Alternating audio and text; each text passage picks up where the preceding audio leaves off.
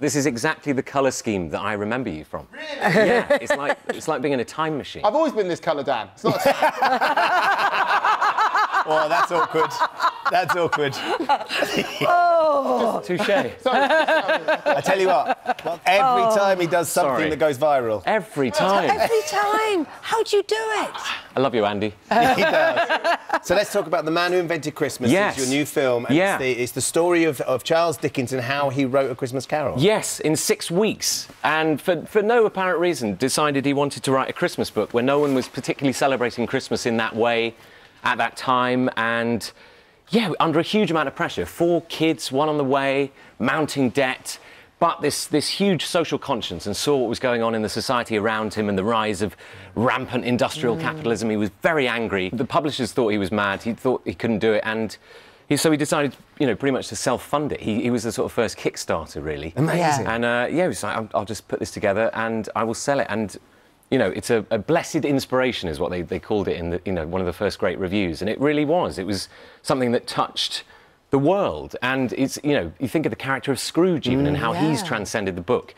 And so I was just fascinated to sort of dive into the man behind it and dust him off the shelf, because we often think of the, you know, the Victorian period, and anything period really is very grey and dull, and Charles Dickens with a beard. And he was this very sane, calm man who wrote all these wonderful novels that we now just leave on the shelf. Actually, I haven't read it since my school days, you know, so, yeah, Dickens, you know. But it's, you know, the guy must have been very, very manic, I think. And you portray him like that. There's a real energy and animation to him as well. Yeah. The moments he talks to himself in the mirror, and I understand you were saying that. Well, this is all true. His daughter talks about in her diaries walking into a study and finding Dad in the mirror, pulling these faces and doing these mad voices, but you know, not wanting to be disturbed for hours on end while he conjured these characters, and until he saw them in front of him and visualised them, came up with the exact name. He's great with names, and you know, he couldn't work with them, couldn't put them down on the page, and so we play with that in the movie. And Christopher Plummer, who plays our Scrooge. You're all like a whole load of Dickens fans as well, haven't you? You've got Christopher Plummer, we've got Scrooge. Miriam Margolyes, the great Miriam Margolyes, who's a wonderful Dickens expert. Simon Callow, huge fan of Dickens. Basically is Dickens. He's the sort of reincarnation of Dickens. Plays Leech, the illustrator, and or illustrator, as he said. He makes illustrator many more syllables than it should be. It's wonderful. Love that. And yeah, you know, we've got a lot of Dickens love in the film, and yeah, hopefully a lot of Christmas love too. So. The other thing that was really interesting was that, of course, it was a time when Christmas wasn't really celebrated. We take it for granted now that Christmas is this huge thing, and it's such an incredible story, that story.